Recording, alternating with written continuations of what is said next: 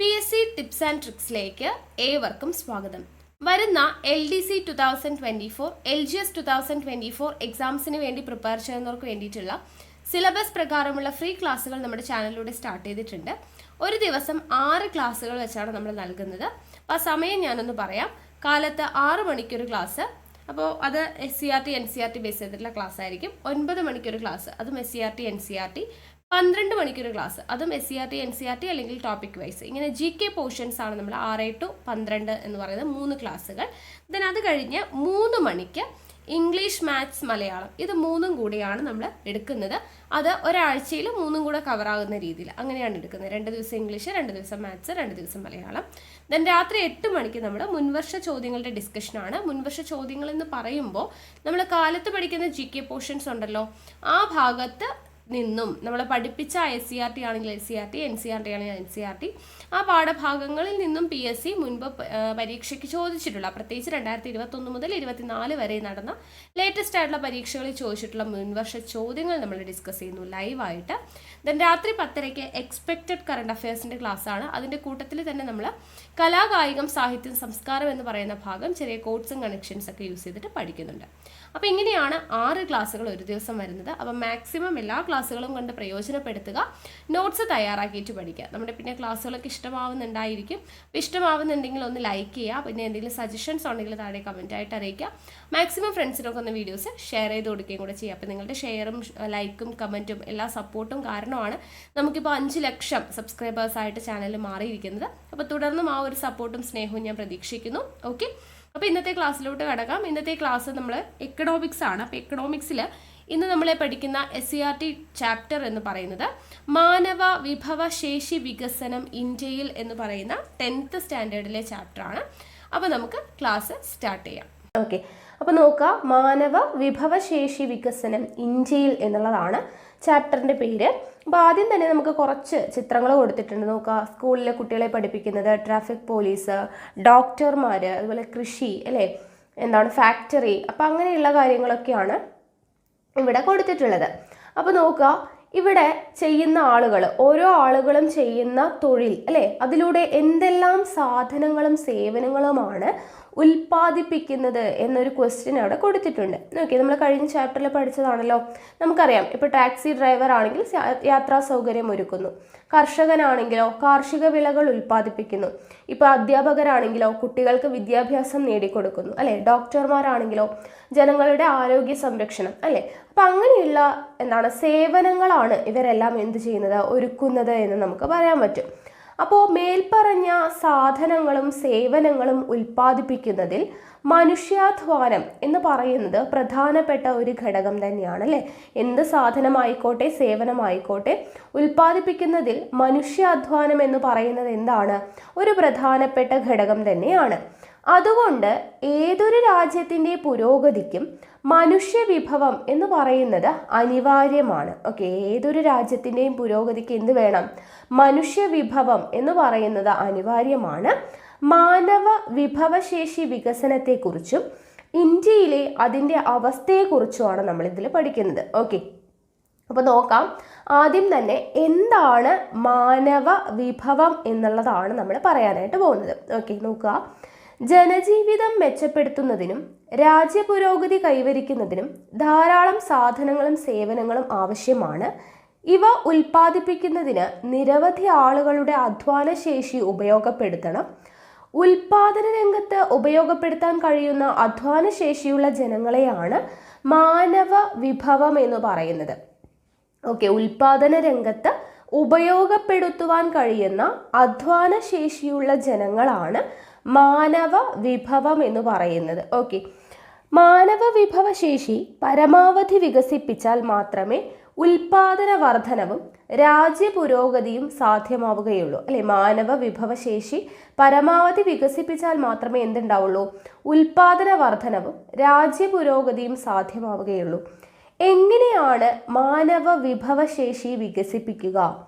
വിദ്യാഭ്യാസം, ആരോഗ്യപരിപാലനം, പരിശീലനം, നൈപുണ്യ വികസനം എന്നിവയിലൂടെ മനുഷ്യൻ്റെ കായികവും മാനസികവുമായിട്ടുള്ള കഴിവുകൾ വികസിപ്പിക്കുന്നതിനെ മാനവ വിഭവശേഷി വികസനം എന്നാണ് പറയുന്നത്. ഓക്കെ, അപ്പോൾ എന്താണ് മാനവ വിഭവശേഷി വികസനം എന്ന് പറയുന്നത്? എന്താണ്? വിദ്യാഭ്യാസം, ആരോഗ്യ പരിപാലനം, പരിശീലനം, നൈപുണ്യ വികസനം എന്നിവയിലൂടെ മനുഷ്യന്റെ കായികവും മാനസികവുമായിട്ടുള്ള കഴിവുകൾ വികസിപ്പിക്കുന്നതിനെയാണ് മാനവ വിഭവശേഷി വികസനം എന്ന് പറയുന്നത്. അപ്പോൾ ഉൽപാദന രംഗത്ത് ഉപയോഗപ്പെടുത്താൻ കഴിയുന്ന മനുഷ്യന്റെ അധ്വാനശേഷി, അല്ലെ, അധ്വാനശേഷിയുള്ള ജനങ്ങളെയാണ് നമ്മൾ മാനവ വിഭവം എന്ന് പറയുന്നത്. അപ്പോൾ ഉൽപാദന രംഗത്ത് നല്ല രീതിയിൽ ശോഭിക്കണമെങ്കിൽ ഒരു മനുഷ്യന് എന്ത് വേണം?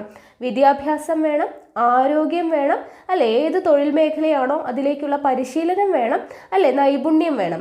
അപ്പം ഇതെല്ലാം വികസിപ്പിച്ചെടുക്കുക, കായികവും മാനസികവുമായിട്ടുള്ള ഇങ്ങനെയുള്ള മനുഷ്യന്റെ കഴിവുകളെല്ലാം വികസിപ്പിക്കുന്നതിനെയാണ് മാനവ വിഭവശേഷി വികസനം, ഹ്യൂമൻ റിസോഴ്സ് ഡെവലപ്മെന്റ് എന്ന് പറയുന്നത്. ഓക്കെ, മാനവ വിഭവശേഷി വികസനത്തിന് വിവിധ തലങ്ങളുണ്ട്.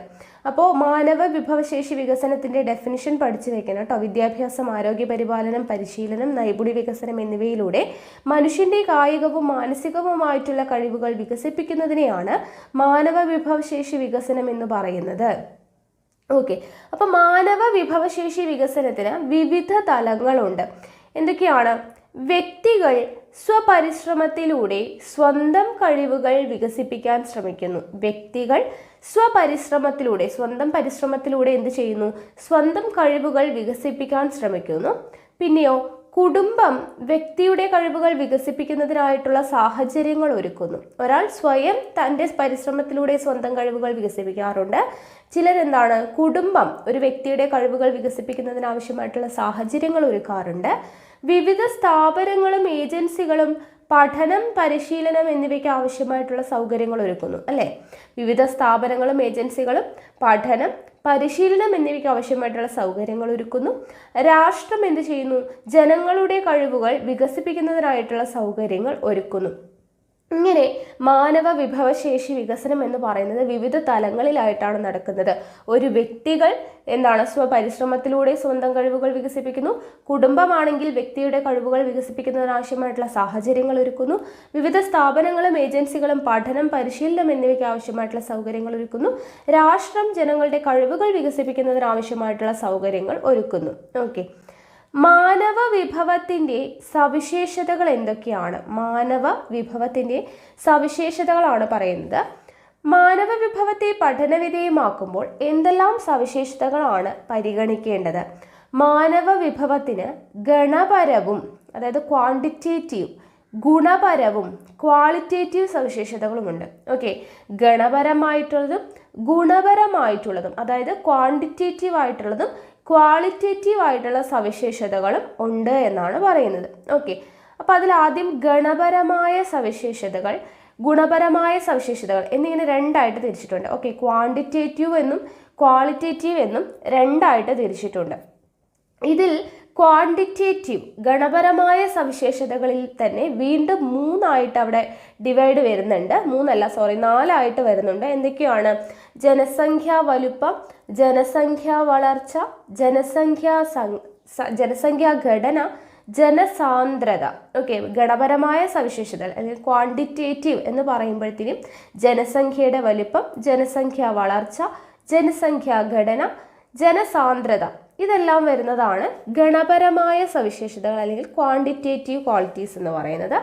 ഇനി ക്വാളിറ്റേറ്റീവ്, ഓക്കെ, ക്വാളിറ്റേറ്റീവിൻ്റെ എന്ന് പറയുന്നത് എന്താണ്? ഗുണപരമായ സവിശേഷതകളെ നോക്കുക വരുന്നത് വിദ്യാഭ്യാസം, ആരോഗ്യ പരിപാലനം. വിദ്യാഭ്യാസത്തിൽ വരുന്നതാണ് സാക്ഷരതാ നിരക്ക്, ആരോഗ്യ പരിപാലനത്തിൽ വരുന്നതാണ് ആയുർദൈർഘ്യം.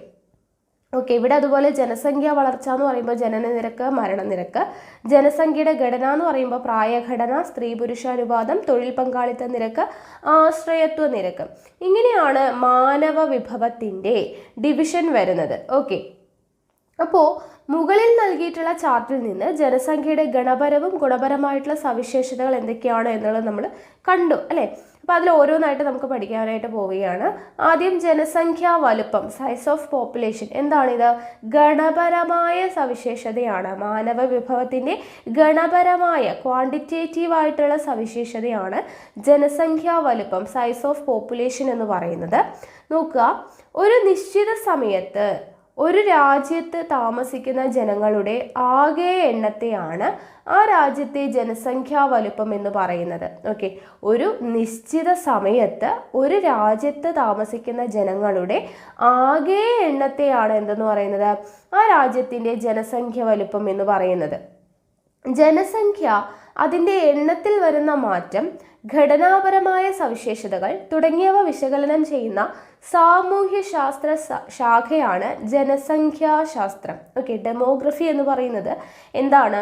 ഘടനാപരമായ സവിശേഷതകൾ. ഓക്കെ, ജനസംഖ്യ അതിൻ്റെ എണ്ണത്തിൽ വരുന്ന മാറ്റം, ഘടനാപരമായ സവിശേഷതകൾ തുടങ്ങിയവ വിശകലനം ചെയ്യുന്ന സാമൂഹ്യശാസ്ത്ര ശാഖയാണ് ജനസംഖ്യാശാസ്ത്രം അഥവാ ഡെമോഗ്രഫി എന്ന് പറയുന്നത്. ഓക്കെ, ഓരോ രാജ്യവും നിശ്ചിത ഇടവേളകളിൽ രാജ്യത്തെ ജനങ്ങളുടെ എണ്ണം, പ്രായം, ലിംഗം, സാമ്പത്തിക സാമൂഹിക അവസ്ഥ തുടങ്ങിയ വിവരങ്ങൾ ശേഖരിക്കുകയും വിശകലന വിധേയമാക്കുകയും ചെയ്യാറുണ്ട്. ഓക്കെ, ഓരോ രാജ്യവും നിശ്ചിത ഇടവേളകളിൽ രാജ്യത്തെ ജനങ്ങളുടെ എണ്ണം, പ്രായം, ലിംഗം, സാമ്പത്തിക സാമൂഹിക അവസ്ഥ തുടങ്ങിയ വിവരങ്ങൾ ശേഖരിക്കുകയും വിശകലന വിധേയമാക്കുകയും ചെയ്യാറുണ്ട്. ജനസംഖ്യാ കണക്കെടുപ്പ്, ഓക്കെ, കാനേഷുമാരി, പോപ്പുലേഷൻ സെൻസസ് എന്നാണ് ഈ പ്രവർത്തനം അറിയപ്പെടുന്നത്. ഓക്കെ, അപ്പോൾ ഓരോ രാജ്യവും നിശ്ചിത ഇടവേളകളിൽ എന്ത് ചെയ്യാറുണ്ട്? രാജ്യത്തെ ജനങ്ങളുടെ എണ്ണം, പ്രായം, ലിംഗം, സാമ്പത്തിക സാമൂഹിക അവസ്ഥ എന്നിവയുടെ വിവരങ്ങൾ ശേഖരിക്കുകയും അത് വിശകലന വിധേയമാക്കുകയും ചെയ്യാറുണ്ട്. ഇതിനെയാണ് ജനസംഖ്യാ കണക്കെടുപ്പ് അല്ലെങ്കിൽ കാനേഷുമാരി, പോപ്പുലേഷൻ സെൻസസ് എന്നൊക്കെയാണ് ഈ പ്രവർത്തനം അറിയപ്പെടുന്നത്. Okay, population registrar general and census കമ്മീഷണറുടെ ഓഫീസാണ് ഇന്ത്യയിൽ സെൻസസ് പ്രവർത്തനങ്ങൾക്ക് നേതൃത്വം നൽകുന്നത്. അപ്പോൾ ഇന്ത്യയിൽ സെൻസസ് നടത്തുന്നത് എപ്പോഴാണ്? ആരാണ്? Population registrar general and census കമ്മീഷണറുടെ ഓഫീസ് കേട്ടോ, പഠിച്ചു വെക്കുക. Population registrar, okay, population registrar general and census കമ്മീഷണറുടെ ഓഫീസാണ് ഇന്ത്യയിൽ സെൻസസ് പ്രവർത്തനങ്ങൾക്ക് നേതൃത്വം നൽകുന്നത്. ഇന്ത്യയിൽ 10 വർഷത്തിൽ ഒരിക്കലാണ് ജനസംഖ്യാ കണക്കെടുപ്പ് നടത്തുന്നത്. നമുക്കറിയുന്നതാണ് അല്ലേ, ഇന്ത്യയിൽ 10 വർഷത്തിൽ ഒരിക്കലാണ് എന്ത് നടത്തുന്നത്? ജനസംഖ്യാ കണക്കെടുപ്പ് നടത്തുന്നത്. അവസാനമായി 2011 മാർച്ച് 1-ാം തീയതി അടിസ്ഥാനമാക്കിയാണ് ജനസംഖ്യാ വിവരങ്ങൾ ശേഖരിച്ചത്. അവസാനമായി 2011 മാർച്ച് 1-ാം തീയതി അടിസ്ഥാനമാക്കിയാണ് ജനസംഖ്യാ വിവരങ്ങൾ ശേഖരിച്ചത്. അതിൻ പ്രകാരം 121.02 കോടി ജനങ്ങളാണ്. അതിൻ പ്രകാരം 121.02 കോടി ജനങ്ങളാണ് ഇന്ത്യയിലുള്ളത്. അതിൽ 58.65 കോടി സ്ത്രീകളും 62.37 കോടി പുരുഷന്മാരുമാണ്.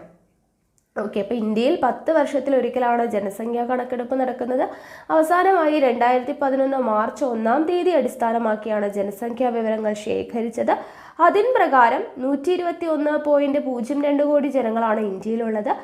അതിൽ 58.65 കോടി സ്ത്രീകളും 62.37 കോടി പുരുഷന്മാരുമാണ്. ഓക്കെ, ഇനി എന്തിനാണ് ജനസംഖ്യാ പഠനം നടത്തുന്നത്? എന്തിനു വേണ്ടിയിട്ടാണ് ജനസംഖ്യാ പഠനം നടത്തുന്നത്?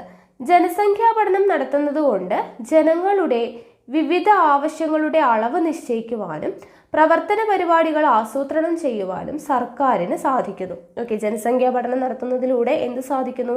ജനസംഖ്യാ പഠനം നടത്തുന്നത് കൊണ്ട് ജനങ്ങളുടെ വിവിധ ആവശ്യങ്ങളുടെ അളവ് നിശ്ചയിക്കാനും പ്രവർത്തന പരിപാടികൾ ആസൂത്രണം ചെയ്യാനും ആർക്ക് കഴിയുന്നുണ്ട്? സർക്കാരിന് സാധിക്കുന്നുണ്ട്. ഇനി ഈ ജനസംഖ്യാ പഠനം മറ്റെന്തൊക്കെ കാര്യങ്ങൾക്കാണ് സഹായിക്കുന്നത് എന്നുള്ളതാണ് ഇവിടെ കൊടുത്തിട്ടുള്ളത്.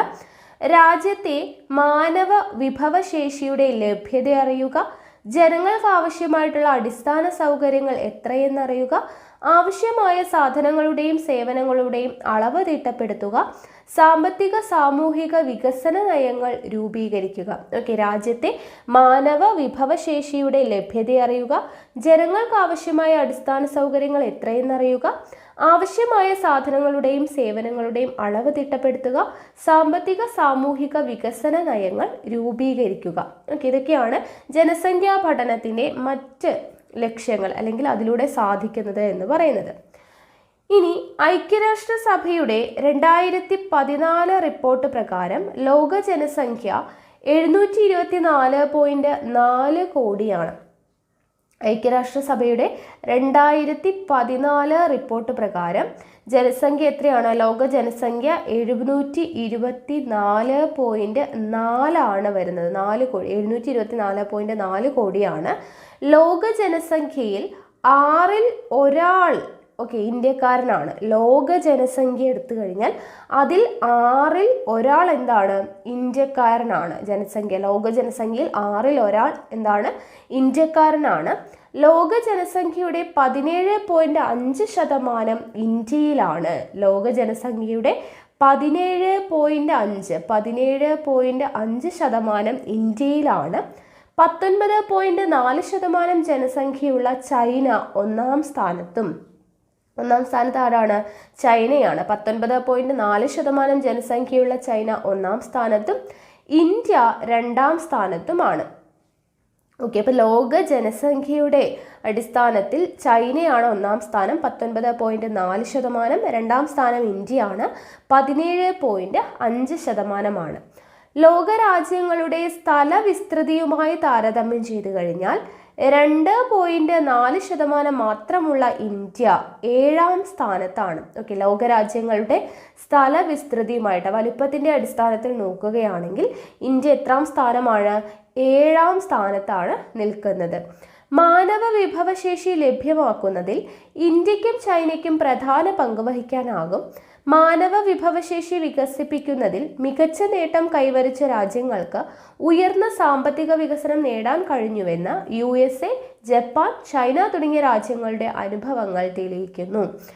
മാനവ വിഭവശേഷി വികസിപ്പിക്കുന്നതിൽ മികച്ച നേട്ടം കൈവരിച്ച രാജ്യങ്ങൾക്ക് ഉയർന്ന സാമ്പത്തിക വികസനം നേടാൻ കഴിഞ്ഞുവെന്ന് USA, ജപ്പാൻ, ചൈന തുടങ്ങിയ രാജ്യങ്ങളുടെ അനുഭവങ്ങൾ തെളിയിക്കുന്നു. അപ്പോൾ എന്താണ്? ഐക്യരാഷ്ട്രസഭയുടെ 2014 റിപ്പോർട്ട് പ്രകാരം ലോക ജനസംഖ്യ എത്രയാണ്? 724.4 കോടിയാണ്. ലോക ജനസംഖ്യയിൽ 6ൽ ഒരാൾ ആരാണ്? ഇന്ത്യക്കാരനാണ്. ലോക ജനസംഖ്യയുടെ 17.5% ഇന്ത്യയിലുള്ളത്. ഇന്ത്യയുടെ 2ാം സ്ഥാനത്താണ് ഇന്ത്യ വരുന്നത്. ലോക ജനസംഖ്യയുടെ കാര്യത്തിൽ 2ാം സ്ഥാനത്താണ് ഇന്ത്യ. 1ാം സ്ഥാനം ചൈനയ്ക്കാണ്, 19.4%. ഇനി ലോക രാജ്യങ്ങളുടെ സ്ഥല വിസ്തൃതി എടുത്തു കഴിഞ്ഞാൽ വലിപ്പത്തിന്റെ അടിസ്ഥാനത്തിൽ നോക്കുകയാണെങ്കിൽ 2.4% മാത്രമാണ് ഇന്ത്യ, അതായത് 7ാം സ്ഥാനത്താണ് ഇന്ത്യ നിൽക്കുന്നത്. അപ്പോൾ ഇത്രയും കാര്യങ്ങൾ ഇമ്പോർട്ടൻ്റ് ആണ്. അപ്പോൾ ജനസംഖ്യ എന്നുള്ളത് നമ്മൾ ജനസംഖ്യാ വലുപ്പം സൈസ് ഓഫ് പോപ്പുലേഷൻ നമ്മൾ നോക്കി. ഇനി ഇന്ത്യയിലെ ജനസാന്ദ്രതയാണ് നോക്കുന്നത്. ഇന്ത്യയിൽ ജനവാസം എല്ലായിടത്തും ഒരുപോലെയല്ല ജനവാസത്തെ സ്വാധീനിക്കുന്ന ഘടകങ്ങൾ മുൻ പാഠഭാഗത്തു നിന്ന് മനസ്സിലാക്കിയല്ലോ, മുന്നേ പഠിച്ചിട്ടുണ്ട്. ഒരു ചതുരശ്ര കിലോമീറ്റർ പ്രദേശത്ത് താമസിക്കുന്ന ജനങ്ങളുടെ എണ്ണമാണ് ജനസാന്ദ്രത. എന്താണ് ജനസാന്ദ്രത? ഒരു ചതുരശ്ര കിലോമീറ്റർ പ്രദേശത്ത് താമസിക്കുന്ന ജനങ്ങളുടെ എണ്ണമാണ് ജനസാന്ദ്രത എന്ന് പറയുന്നത്. ഇന്ത്യയിലെ വിവിധ സംസ്ഥാനങ്ങളിലെ ജനസാന്ദ്രത എന്താണ്? വ്യത്യസ്തമാണ്. ഇനി ഇവിടെ ജൂലൈ 11 ലോക ജനസംഖ്യാ ദിനം എന്ന് പറഞ്ഞു കൊടുത്തിട്ടുണ്ട്. നോക്കുക, ഐക്യരാഷ്ട്രസഭയുടെ വികസന പരിപാടി UNDP-യുടെ ആഹ്വാനമനുസരിച്ച് 1989 മുതൽ ജൂലൈ 11 ലോക ജനസംഖ്യാ ദിനമായി ആചരിച്ചു. എപ്പോഴാണ്? ജൂലൈ 11. 1989 മുതലാണ് ജൂലൈ 11 ലോക ജനസംഖ്യാ ദിനമായിട്ട് ആചരിക്കുന്നത്. 1987 ജൂലൈ 11 ലോക ജനസംഖ്യ 500 കോടി ആയതിനെ തുടർന്നാണ് ഈ ദിനം തിരഞ്ഞെടുത്തത്. 1987 ജൂലൈ 11 ലോക ജനസംഖ്യ എത്രയായത്? 500 കോടി ആയത്. അതുകൊണ്ടാണ് ജൂലൈ 11 ലോക ജനസംഖ്യാ ദിനമായിട്ട് ആചരിക്കാൻ കാരണം. ഇനി അടുത്തത് ഇന്ത്യയിലെ ജനസംഖ്യ വളർച്ചാ നിരക്ക്. ഒരു പ്രദേശത്തെ ജനസംഖ്യയിൽ നിശ്ചിത കാലയളവിൽ ഉണ്ടാകുന്ന വർധനവിനെയാണ് ജനസംഖ്യാ വളർച്ച എന്ന് പറയുന്നത്. എന്താണ് ജനസംഖ്യാ വളർച്ച? ഒരു പ്രദേശത്തെ ജനസംഖ്യയിൽ നിശ്ചിത കാലയളവിൽ ഉണ്ടാകുന്ന വർധനവിനെയാണ് ജനസംഖ്യാ വളർച്ച എന്ന് പറയുന്നത്.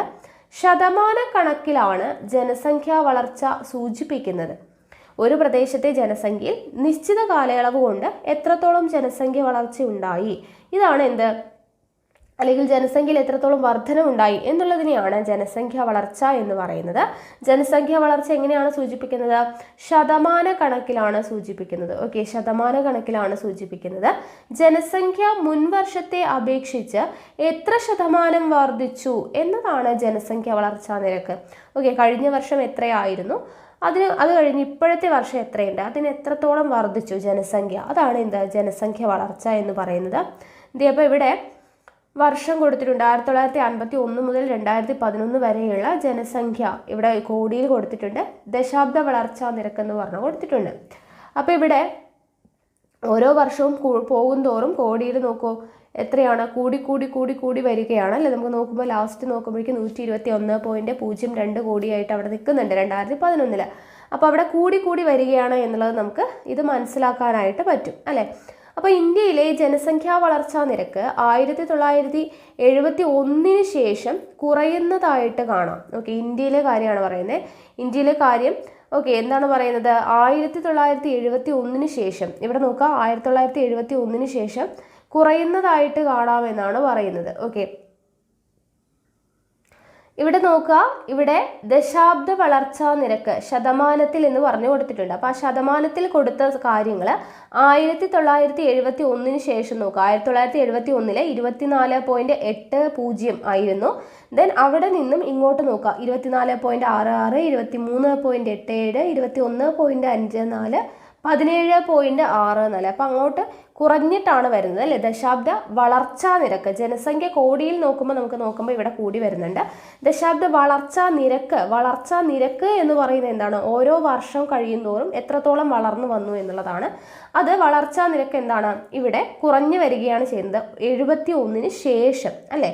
അപ്പോൾ ഒരു രാജ്യത്തിൻ്റെ ജനസംഖ്യയിൽ മാറ്റം വരുത്തുന്ന ഘടകങ്ങളാണ് എന്ത്? ജനന നിരക്കും മരണനിരക്കും കൂടിയേറ്റവും. ഓക്കെ, ഒരു രാജ്യത്തിൻ്റെ ജനസംഖ്യയിൽ മാറ്റം വരുത്തുന്ന ഘടകങ്ങൾ ഏതൊക്കെയാണ്? ജനന നിരക്കും മരണനിരക്കും കൂടിയേറ്റവുമാണ്. ഘടകങ്ങൾ പഠിച്ചു വയ്ക്കുക കേട്ടോ. ഒരു രാജ്യത്തിൻ്റെ ജനസംഖ്യയിൽ മാറ്റം വരുത്തുന്ന ഘടകങ്ങൾ ഏതൊക്കെയാണ്? ജനന നിരക്ക്, മരണനിരക്ക്, കൂടിയേറ്റം. ഇനി ഇവിടെ ജനന നിരക്ക് വർദ്ധിക്കുന്നു, മരണനിരക്ക് കുറയുന്നു. അങ്ങനെ സംഭവിച്ചു കഴിഞ്ഞാൽ എന്ത് സംഭവിക്കും? ജനന നിരക്ക് വർദ്ധിക്കുന്നു, മരണനിരക്ക് കുറയുന്നു. അപ്പോൾ ജനസംഖ്യ എന്ത് ചെയ്യും? വർദ്ധിക്കും. ഇനി ജനന നിരക്ക് കുറഞ്ഞു, മരണനിരക്ക് വർദ്ധിച്ചു കഴിഞ്ഞാൽ എന്ത് സംഭവിക്കും? ജനസംഖ്യ കുറയും അല്ലേ. ജനിക്കുന്ന ആളുകളുടെ എണ്ണം കുറയുകയും മരിക്കുന്ന ആളുകളുടേത് കൂടുകയും ചെയ്തു കഴിഞ്ഞാൽ ജനസംഖ്യ ഓട്ടോമാറ്റിക്കായിട്ട് കുറയും. ഇനി ജനന നിരക്കും മരണനിരക്കും തുല്യമാണെങ്കിൽ എന്താണ്? ജനസംഖ്യയിൽ മാറ്റം ഉണ്ടാവില്ല. കുടിയേറ്റം സംഭവിച്ചു കഴിഞ്ഞാൽ ഒരു പ്രദേശത്ത് ജനസംഖ്യ വർദ്ധിക്കുന്നു, മറ്റൊരു പ്രദേശത്ത് എന്ത് ചെയ്യുന്നു? ജനസംഖ്യ കുറയുന്നു അല്ലേ. അപ്പോൾ ഇങ്ങനെയാണ് ജനന നിരക്കും മരണനിരക്കും ബാധിക്കുന്നത് ജനസംഖ്യയിൽ. ഇനി എന്താണ് ജനന നിരക്ക്, എന്താണ് മരണനിരക്ക് എന്നുള്ളത് കൊടുത്തിട്ടുണ്ട്. ആകെ ജനസംഖ്യയിൽ 1000 പേർക്ക് എത്ര കുഞ്ഞുങ്ങൾ ജീവനോടെ ജനിക്കുന്നു എന്നതാണ് ജനന നിരക്ക്. ഓക്കെ, ആകെ ജനസംഖ്യ എടുത്തു കഴിഞ്ഞാൽ അതിൽ 1000 പേർക്ക് എത്ര കുഞ്ഞുങ്ങൾ ജീവനോടെ ജനിക്കുന്നു എന്ന കണക്കാണ് ജനന നിരക്ക് എന്ന് പറയുന്നത്. മരണനിരക്ക് എന്ന് പറഞ്ഞാൽ എന്താണ്? ആകെ ജനസംഖ്യയിൽ 1000 പേരിൽ എത്ര മരണങ്ങൾ നടക്കുന്നു എന്നതാണ് മരണനിരക്ക്. 1000 പേരെടുത്തു കഴിഞ്ഞാൽ അതിൽ എത്ര കുഞ്ഞുങ്ങൾ ജീവനോടെ ജനിക്കുന്നു എന്നുള്ളത് ജനന നിരക്കും, 1000 പേരെടുത്തു കഴിഞ്ഞാൽ അതിൽ എത്ര പേർ മരണപ്പെടുന്നു എന്നുള്ളതുമാണ് മരണനിരക്ക്. ദെൻ കുടിയേറ്റം എന്ന് പറഞ്ഞാൽ നമുക്കറിയാം, ഒരു പ്രദേശത്ത് നിന്നും ജനങ്ങൾ മറ്റൊരു പ്രദേശത്തേക്ക് താമസം മാറ്റുന്നതാണ് എന്തെന്ന് പറയുന്നത്? കുടിയേറ്റം എന്ന് പറയുന്നത്. ഒരു പ്രദേശത്ത് നിന്നും ജനങ്ങൾ മറ്റൊരു പ്രദേശത്തേക്ക് താമസം മാറ്റുന്നതാണ് കുടിയേറ്റം. ഇനി അടുത്തത് ജനസംഖ്യാ ഘടന, പോപ്പുലേഷൻ സ്ട്രക്ചർ ആണ് പറയുന്നത്. ജനസംഖ്യയെ വിവിധ പ്രായക്കാരുടെ ഗ്രൂപ്പുകളായി തിരിച്ച് ആകെ ജനസംഖ്യയിൽ ഓരോ ഗ്രൂപ്പും എത്രയെന്ന് ആനുപാതികമായി വിശേഷിപ്പിക്കുന്നതാണ് പ്രായഘടന. ഓക്കെ, ജനസംഖ്യയെ വിവിധ പ്രായക്കാരുടെ ഗ്രൂപ്പുകളായിട്ട് തിരിക്കുക. ഓക്കെ, ഒരു ജനസംഖ്യ എടുത്തു കഴിഞ്ഞാൽ അതിൽ വിവിധ പ്രായമുള്ളവർ, അതായത് 35 വയസ്സ് അല്ലെങ്കിൽ ഇത്ര വയസ്സ് മുതൽ ഇത്ര വയസ്സ് വരെയുള്ളവർ, അങ്ങനെ ഗ്രൂപ്പുകളാക്കിയിട്ട് തിരിച്ചിട്ട് ആകെ ജനസംഖ്യയിൽ ഓരോ ഗ്രൂപ്പും എത്രയാണ് എന്ന് ആനുപാതികമായി വിശേഷിപ്പിക്കുന്നതിനെയാണ് പ്രായഘടന എന്ന് പറയുന്നത്. ഉദാഹരണത്തിന് നോക്കുക, 0 മുതൽ 14 വയസ്സ് വരെയുള്ളവരുടെ ഗ്രൂപ്പ് 1, 15 മുതൽ 59 വയസ്സ് വരെയുള്ളവരുടെ ഗ്രൂപ്പ് 1, 60 വയസ്സ് മുതൽ പ്രായമുള്ളവരുടെ ഗ്രൂപ്പ്, ഇങ്ങനെ ഗ്രൂപ്പ് ആക്കിയിട്ട് തിരിക്കുന്നതിനെയാണ് ജനസംഖ്യാ ഘടന എന്ന് പറയുന്നത്. അപ്പോൾ ഇവിടെ ജനസംഖ്യ പ്രായഘടനയുടെ വിതരണം 2011 സെൻസസ് പ്രകാരം കൊടുത്തിട്ടുണ്ട്. നോക്കുക, ഇവിടെ നോക്കൂ എത്രയാണ് വയസ്സ് കൊടുത്തിട്ടുള്ളത്? 0 to 4. ഓക്കെ, 0 മുതൽ 4 വയസ്സ് വരെയുള്ളത് എത്രയാണ്? 9.7%. Then 5 to 9 9.2%. 10 മുതൽ 14 വയസ്സ് വരെയുള്ളവർ 10.5%. അത് കഴിഞ്ഞ് 15 to 59 വയസ്സ് വരെയുള്ളവർ 62.5%. ദെൻ 60+ എത്രയാണ്? 8.0%. ഓക്കെ, അപ്പം ഇങ്ങനെയാണ് കൊടുത്തിട്ടുള്ളത്.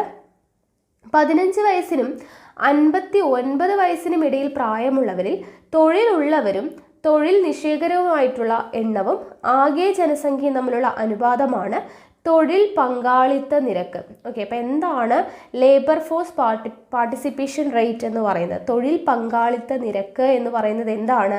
15 വയസ്സിനും 59 വയസ്സിനും ഇടയിൽ പ്രായമുള്ളവരിൽ തൊഴിലുള്ളവരും തൊഴിലന്വേഷകരുമായവരുടെ തൊഴിലുള്ളവരും തൊഴിൽ അന്വേഷിക്കുന്നവരും അവരുടെ എണ്ണവും ആകെ ജനസംഖ്യയും തമ്മിലുള്ള അനുപാതമാണ് തൊഴിൽ പങ്കാളിത്ത നിരക്ക് എന്ന് പറയുന്നത്. രാജ്യത്തിൻ്റെ പുരോഗതിക്ക് ഗണ്യമായ സംഭാവന ചെയ്യാൻ കഴിവുള്ളവരാണ് ഈ വിഭാഗത്തിൽ പെടുന്നവർ.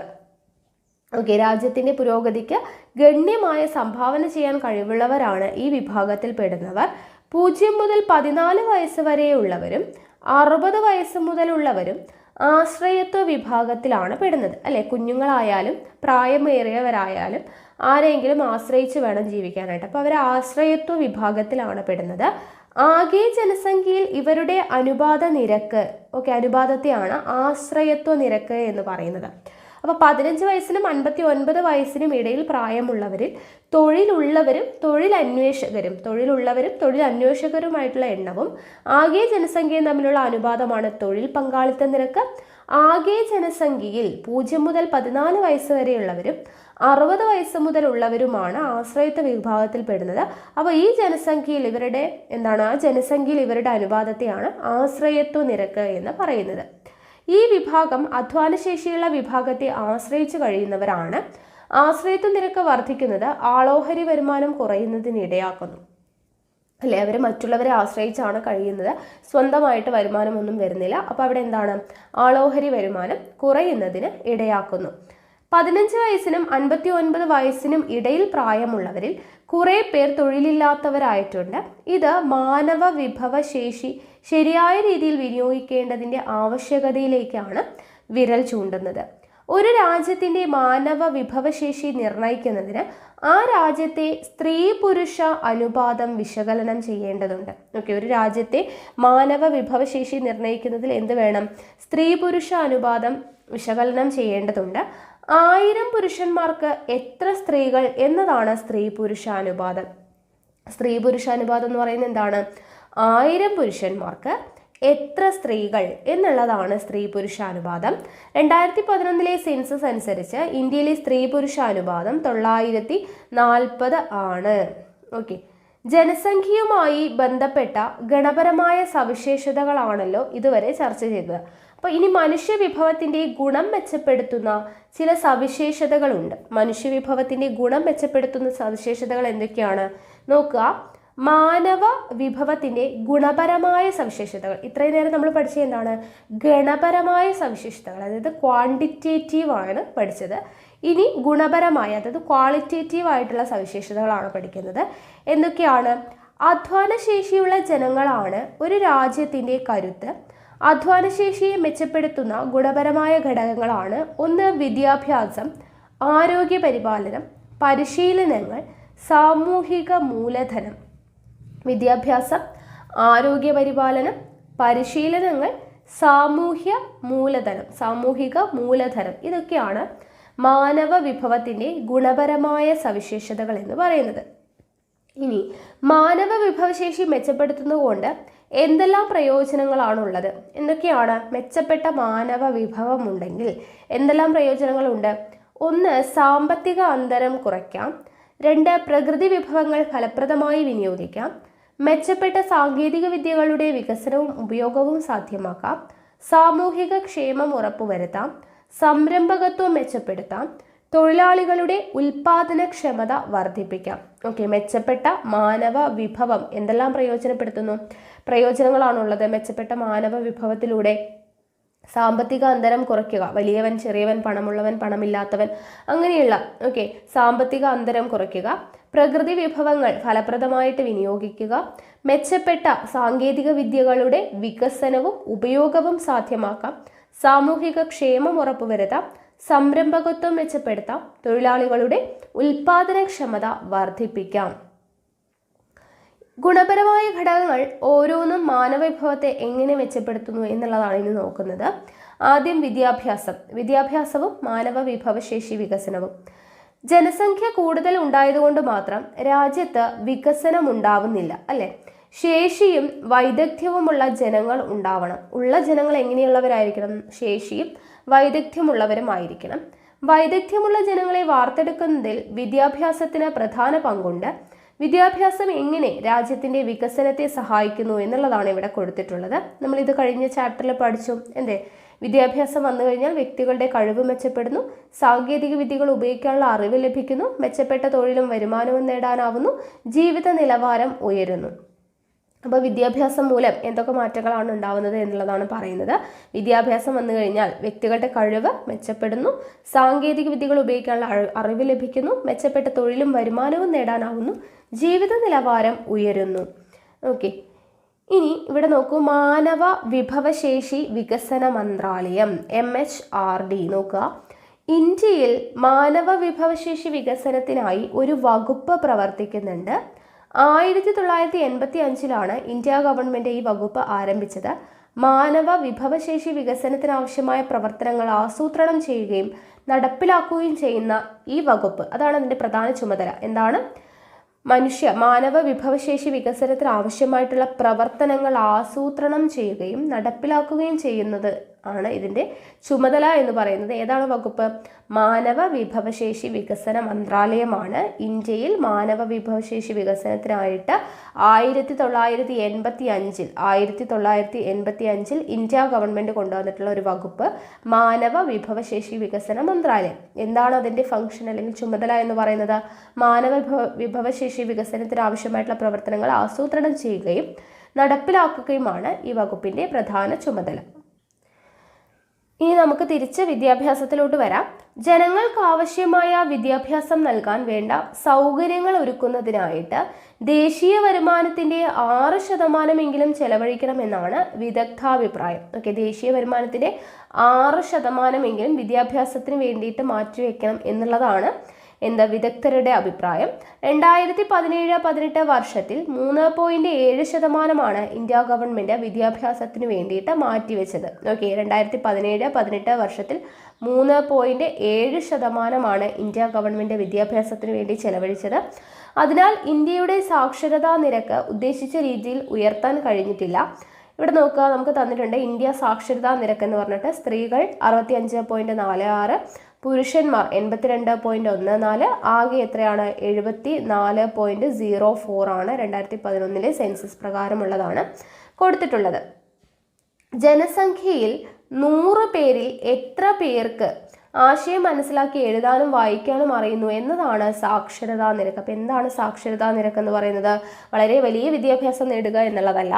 ജനസംഖ്യയിൽ 100 പേര് എടുത്തു കഴിഞ്ഞാൽ അതിൽ എത്ര പേർക്ക് ആശയം മനസ്സിലാക്കി എഴുതുവാനും വായിക്കുവാനും അറിയുന്നു എന്നതാണ് സാക്ഷരതാ നിരക്ക് എന്ന് പറയുന്നത്. അപ്പോൾ വിദ്യാഭ്യാസവും നൈപുണ്യവും മെച്ചപ്പെടുത്തുന്നതിനായിട്ട് എന്തൊക്കെ പദ്ധതികളാണ് നമ്മുടെ രാജ്യത്ത് നടപ്പിലാക്കുന്നത് എന്നുള്ളതാണ് അടുത്തത് നമ്മൾ പറയുന്നത്. നോക്കുക, ഓരോ പദ്ധതികളും അതിൻ്റെ ലക്ഷ്യങ്ങളും കൊടുത്തിട്ടുണ്ട്. ആദ്യത്തേത് സംയോജിത ശിശു വികസന സേവന പരിപാടി, ICDS എന്ന് പറയുന്നത്. സംയോജിത ശിശു വികസന സേവന പരിപാടി അഥവാ ICDSന്റെ ലക്ഷ്യങ്ങൾ എന്തൊക്കെയാണ്?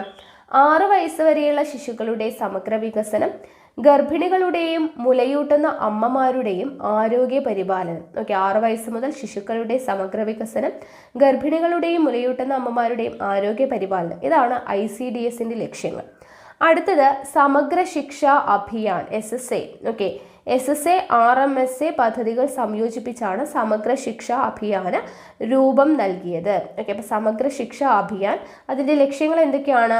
സാർവത്രിക വിദ്യാഭ്യാസം ഹയർ സെക്കൻഡറി വരെ ഉറപ്പുവരുത്തുക. ഓക്കെ, സാർവത്രിക വിദ്യാഭ്യാസം ഹയർ സെക്കൻഡറി വരെ ഉറപ്പുവരുത്തുക, തുല്യതയും ഗുണനിലവാരവും ഉറപ്പുവരുത്തുക, തൊഴിലധിഷ്ഠിത വിദ്യാഭ്യാസം പരിപോഷിക്കുക, SCRT DIET തുടങ്ങിയ അധ്യാപക പരിശീലന കേന്ദ്രങ്ങൾ ശക്തിപ്പെടുത്തുക. ഇതൊക്കെയാണ് സമഗ്ര ശിക്ഷാ അഭിയാന്റെ ലക്ഷ്യങ്ങൾ. അടുത്തത് രാഷ്ട്രീയ ഉച്ചതൽ ശിക്ഷാ അഭിയാൻ. ഓക്കെ, RUSA രാഷ്ട്രീയ ഉച്ചതൽ ശിക്ഷാ അഭിയാൻ ലക്ഷ്യങ്ങൾ എന്താണ്? ഉന്നത വിദ്യാഭ്യാസ ലഭ്യത വർദ്ധിപ്പിക്കുക, ഉന്നത വിദ്യാഭ്യാസത്തിന്റെ ഗുണനിലവാരം ഉയർത്തുക. ഉച്ചതൽ അപ്പോൾ ഉന്നത വിദ്യാഭ്യാസവുമായി ബന്ധപ്പെട്ടതാണെന്നുള്ളത് ഓർക്കുക. അടുത്തത് national skill development and monetary reward scheme. National skill development and monetary reward scheme അതിന്റെ ലക്ഷ്യം എന്താണ്? യുവജനങ്ങളുടെ തൊഴിൽ നൈപുണ്യം മെച്ചപ്പെടുത്തുക, തൊഴിൽ വൈദഗ്ധ്യം നേടിയവരുടെ ലഭ്യത ഉറപ്പുവരുത്തുക. ഓക്കെ, അപ്പോൾ ഇത്രയും പദ്ധതികളും അതിൻ്റെ ലക്ഷ്യങ്ങളും ഇമ്പോർട്ടൻ്റ് ആണ്, നോക്കി വയ്ക്കുക. ഇതുകൂടാതെ സംസ്ഥാന സർക്കാരുകളും വിവിധ പരിപാടികൾ നടപ്പിലാക്കുന്നുണ്ട്. വിദ്യാഭ്യാസം നൽകുന്നതിനായിട്ട് രാജ്യത്ത് വിവിധ തലങ്ങളിലുള്ള സ്ഥാപനങ്ങളുണ്ട്. സ്കൂളുകൾ, കോളേജുകൾ, സർവകലാശാലകൾ, സാങ്കേതിക വിദ്യാഭ്യാസ സ്ഥാപനങ്ങൾ എന്നിവ പ്രവർത്തിക്കുന്നു. വിദ്യാഭ്യാസം മൗലിക അവകാശമാകുകയും 2009 വിദ്യാഭ്യാസ അവകാശ നിയമം RTA ആക്ട് പാസ്സാക്കുകയും ചെയ്ത രാജ്യമാണ് നമ്മുടേത്. അപ്പോൾ വിദ്യാഭ്യാസ അവകാശ നിയമം ഏതാണ് വർഷം? 2009 നമ്മുടെ ഇന്ത്യയിൽ പാസ്സാക്കുന്നത്. എല്ലാവർക്കും പ്രാഥമിക വിദ്യാഭ്യാസം എന്ന ലക്ഷ്യം, ഓക്കെ, എല്ലാവർക്കും പ്രാഥമിക വിദ്യാഭ്യാസം എന്ന ലക്ഷ്യം ഭരണഘടന RTA വഴി ഉറപ്പുവരുത്തുന്നു. ഓക്കെ, അപ്പോൾ വിദ്യാഭ്യാസ അവകാശ നിയമം, ഓക്കെ, 2009 വിദ്യാഭ്യാസ അവകാശ നിയമപ്രകാരം എല്ലാവർക്കും പ്രാഥമിക വിദ്യാഭ്യാസം എന്ന ലക്ഷ്യം ഭരണഘടന ഉറപ്പു നൽകുന്നുണ്ട്. ഇന്ത്യയിൽ വിദ്യാഭ്യാസ രംഗത്ത് ഇനിയും പരിഹരിക്കേണ്ട പ്രശ്നങ്ങൾ നിലവിലുണ്ട്. അപ്പോൾ നമ്മുടെ ഇന്ത്യയിൽ വിദ്യാഭ്യാസ രംഗത്ത് ഇനിയും പരിഹരിക്കേണ്ട പ്രശ്നങ്ങൾ എന്തൊക്കെയാണ്? ഒന്ന്, പ്രാഥമിക വിദ്യാഭ്യാസം പൂർത്തിയാക്കാതെ ഒരു വിഭാഗം വിദ്യാലയങ്ങളിൽ നിന്ന് കൊഴിഞ്ഞു പോകുന്നുണ്ട്. ഓക്കെ, പ്രാഥമിക വിദ്യാഭ്യാസം പൂർത്തിയാക്കാതെ ഒരു വിഭാഗം എന്ത് ചെയ്യുന്നുണ്ട്? വിദ്യാലയങ്ങളിൽ നിന്നും കൊഴിഞ്ഞു പോകുന്നുണ്ട്. വിദ്യാഭ്യാസ മേഖലയിൽ അടിസ്ഥാന സൗകര്യങ്ങളുടെ ലഭ്യതക്കുറവുണ്ട്. വിദ്യാഭ്യാസത്തിന്റെ ഗുണനിലവാരം മെച്ചപ്പെടുത്തേണ്ടതുണ്ട്. അപ്പോൾ ഇങ്ങനെയുള്ള കുറച്ച് പ്രശ്നങ്ങളുണ്ട്. ഇനി national skill development corporation NSDC എന്താണ്?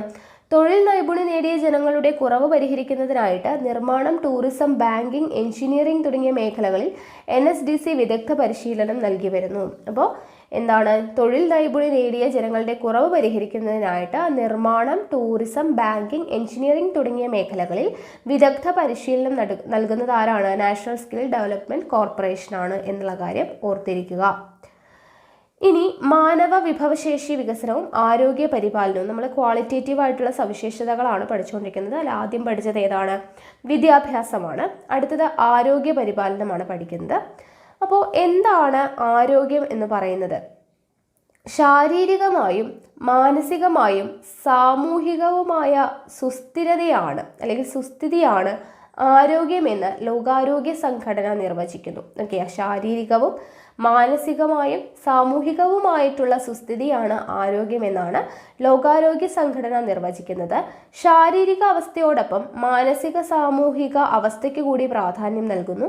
എല്ലാവരുടെയും ആരോഗ്യ പരിപാലനം ഉറപ്പുവരുത്തേണ്ടത് ഗവൺമെന്റിന്റെ കടമയാണ്. എങ്കിൽ മാത്രമേ രാജ്യത്തിന്റെ സാമ്പത്തിക വികസനത്തിനായി ഓരോ വ്യക്തിക്കും പ്രവർത്തിക്കാനാവൂ. ആരോഗ്യമുള്ള വ്യക്തികൾ എങ്ങനെ രാജ്യപുരോഗതിയിൽ പങ്കാളികളാകുന്നു? ഓക്കെ, എങ്ങനെയാണ് ആരോഗ്യമുള്ളവർ രാജ്യപുരോഗതിയിൽ പങ്കാളികളാവുന്നത്? എങ്ങനെയാണ്? തൊഴിൽ ദിനങ്ങളുടെ എണ്ണം വർദ്ധിക്കുന്നത് കൊണ്ടും കാര്യക്ഷമത വർദ്ധിക്കുന്നത് കൊണ്ടും ഉൽപാദനം കൂടും. അല്ലേ, ആരോഗ്യം മോശമായി അല്ലെങ്കിൽ വല്ല അസുഖം ബാധിച്ചു കഴിഞ്ഞാൽ ആർക്കും ജോലിക്ക് പോകാനായിട്ട് പറ്റില്ല. അങ്ങനെ ജോലിക്ക് പോകാതിരുന്നാൽ എന്താണ്? അവർക്ക് വരുമാനം വരില്ല, ഉൽപാദനം കുറയുകയാണ് ചെയ്യുക. അപ്പോൾ തൊഴിൽ ദിനങ്ങളുടെ എണ്ണം ആരോഗ്യത്തോടെ ഇരിക്കുന്ന ഒരാൾ ചെയ്യുമ്പോൾ, ജോലി ചെയ്യുന്ന സമയത്ത് തൊഴിൽ ദിനങ്ങളുടെ എണ്ണം വർദ്ധിക്കും. അതുകൊണ്ട് തന്നെ കാര്യക്ഷമത വർദ്ധിക്കുന്നു, ഉൽപാദനം കൂടുകയും ചെയ്യുന്നു. പ്രകൃതി വിഭവങ്ങൾ ശരിയായി വിനിയോഗിക്കാനാവും. ചികിത്സാ ചെലവുകൾ കുറയ്ക്കാനും അതുവഴി സർക്കാരിൻ്റെ സാമ്പത്തിക ചെലവ് കുറയ്ക്കാനും കഴിയും. അല്ലെ, അസുഖം വന്നു കഴിഞ്ഞാൽ ചികിത്സ വേണം. അപ്പം അതിൻ്റെ ആരോഗ്യമുള്ള ഒരാളുണ്ടെങ്കിൽ ചികിത്സാ ചെലവുകൾ എന്താണ്? കുറയും. അതുവഴി സർക്കാരിൻ്റെ സാമ്പത്തിക ചെലവ് കുറയ്ക്കാൻ കഴിയും. ഉൽപാദന വർധനവിലൂടെ സാമ്പത്തിക വികസനം സാധ്യമാക്കും. അല്ലെ, ഉൽപാദനം കൂടും എന്ന് പറഞ്ഞു. അങ്ങനെയാവുമ്പോൾ സാമ്പത്തിക വികസനം എന്ത് ചെയ്യും? കൂടും. ആരോഗ്യ പരിപാലനത്തിനായി ഒരുക്കേണ്ട സൗകര്യങ്ങൾ എന്തൊക്കെയാണ്? നമ്മുടെ ആരോഗ്യം പരിപാലിക്കണമെങ്കിൽ എന്തൊക്കെ സൗകര്യങ്ങൾ വേണം? പോഷകാഹാര ലഭ്യത, ശുദ്ധജല ലഭ്യത, രോഗപ്രതിരോധ സംവിധാനങ്ങൾ, ശുചിത്വ പരിപാലനം, ചികിത്സാ സൗകര്യങ്ങൾ, വിശ്രമവും വിനോദവും ഉറപ്പുവരുത്തൽ, ആരോഗ്യകരമായിട്ടുള്ള പരിസ്ഥിതി. ഓക്കെ, പോഷകാഹാര ലഭ്യത, ശുദ്ധജല ലഭ്യത, രോഗപ്രതിരോധ സംവിധാനങ്ങൾ, ശുചിത്വ പരിപാലനം, ചികിത്സാ സൗകര്യങ്ങൾ, വിശ്രമവും വിനോദവും ഉറപ്പുവരുത്തൽ, ആരോഗ്യകരമായ പരിസ്ഥിതി. ഇതെല്ലാമാണ് ആരോഗ്യ പരിപാലനത്തിനായിട്ട് ഒരുക്കേണ്ട സൗകര്യങ്ങൾ എന്ന് പറയുന്നത്.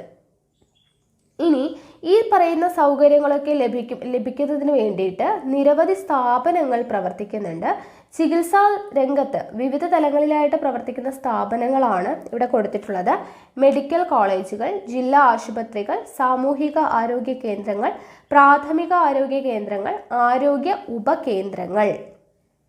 ഓക്കെ, അപ്പോൾ മേൽ പറഞ്ഞിട്ടുള്ള നമുക്ക് ആരോഗ്യ പരിപാലനത്തിന് ആവശ്യമായിട്ടുള്ള അടിസ്ഥാന സൗകര്യങ്ങൾ ലഭ്യമാക്കുന്നതിന് വേണ്ടിയിട്ടുള്ള സ്ഥാപനങ്ങളാണ് മെഡിക്കൽ കോളേജ്, ജില്ലാ ആശുപത്രി, സാമൂഹിക ആരോഗ്യ കേന്ദ്രങ്ങൾ, പ്രാഥമിക ആരോഗ്യ കേന്ദ്രങ്ങൾ, ആരോഗ്യ ഉപകേന്ദ്രങ്ങൾ എന്നിവ പറയുന്നത്. ഓക്കെ, ഇവിടെ നോക്കുക, all India institute of medical science എന്ന് പറഞ്ഞു കൊടുത്തിട്ടുണ്ട്. മികച്ച ഡോക്ടർമാരുടെ സേവനവും ആധുനിക ചികിത്സാ സൗകര്യവും ലഭ്യമാക്കുന്നതിൻ്റെ ഭാഗമായിട്ടാണ് all India institute of medical science ആരംഭിച്ചിട്ടുള്ളത്. രാജ്യത്തിൻ്റെ വിവിധ ഭാഗങ്ങളിലായിട്ട് 9 all India institute of medical science പ്രവർത്തിച്ചു വരുന്നു. അതൊന്നും നോക്കി വെച്ചേക്കാം. ഇനി സഹകരണ മേഖലയിലും സ്വകാര്യ മേഖലയിലും നിരവധി ആശുപത്രികൾ പ്രവർത്തിക്കുന്നുണ്ട്. ആധുനിക ചികിത്സാ സൗകര്യം ലഭ്യമാക്കുന്ന ധാരാളം മൾട്ടി സ്പെഷ്യാലിറ്റി ആശുപത്രികൾ പ്രവർത്തിച്ചു വരുന്നു. ആയുർവേദം, യോഗ, നാച്ചുറോപ്പതി, യുനാനി, സിദ്ധ, ഹോമിയോപ്പതി തുടങ്ങിയ ചികിത്സാ സമ്പ്രദായങ്ങൾ ലഭ്യമാക്കുന്നതിനായിട്ട് നിരവധി സ്ഥാപനങ്ങൾ രാജ്യത്ത് പ്രവർത്തിക്കുന്നുണ്ട്. ഗുണമേന്മയുള്ള ആരോഗ്യ സേവനങ്ങൾ എല്ലാവർക്കും ലഭ്യമാക്കുന്നതിന് വേണ്ടിയിട്ട് ദേശീയ ഗ്രാമീണ ആരോഗ്യ മിഷനും ദേശീയ നഗര ആരോഗ്യ മിഷനും പ്രവർത്തിക്കുന്നു. ഓക്കെ, ഏതൊക്കെയാണ്? ദേശീയ ഗ്രാമീണ ആരോഗ്യ മിഷനും ദേശീയ നഗര ആരോഗ്യ മിഷനും പ്രവർത്തിക്കുന്നുണ്ട്. എന്തിനു വേണ്ടിയിട്ടാണ്? ഗുണമേന്മയുള്ള ആരോഗ്യ സേവനങ്ങൾ എല്ലാവർക്കും ലഭ്യമാകുന്നതിന് വേണ്ടിയിട്ടാണ്. ദേശീയ ഗ്രാമീണ ആരോഗ്യ മിഷൻ ഗ്രാമീണ മേഖലയിൽ, ആ പേരിൽ തന്നെയുണ്ട്, ദേശീയ ഗ്രാമീണ ആരോഗ്യ മിഷൻ ഗ്രാമീണ മേഖലയിലാണ് പ്രവർത്തിക്കുന്നത്.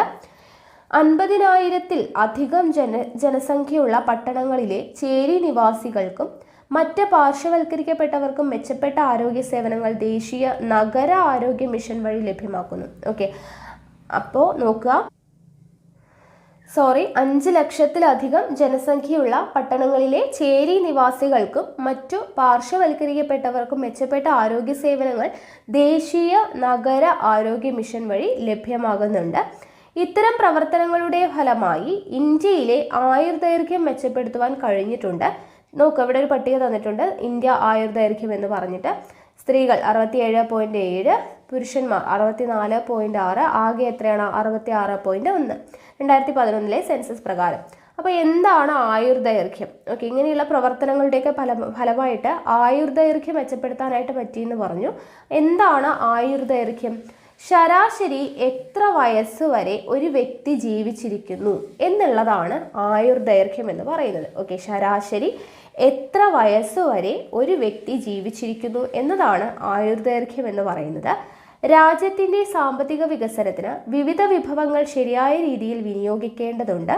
പ്രകൃതി വിഭവങ്ങൾ പോലെ തന്നെ മനുഷ്യ വിഭവവും പ്രാധാന്യമുള്ളതാണെന്ന് മനസ്സിലാക്കി. അല്ലെ, നമ്മൾ പ്രകൃതി വിഭവങ്ങളിൽ മനുഷ്യാധ്വാനം കൂടിച്ചേരുമ്പോഴാണ് ഉൽപാദന വർധനവും അതുവഴി സാമ്പത്തിക വികസനവും സാധ്യമാവുക.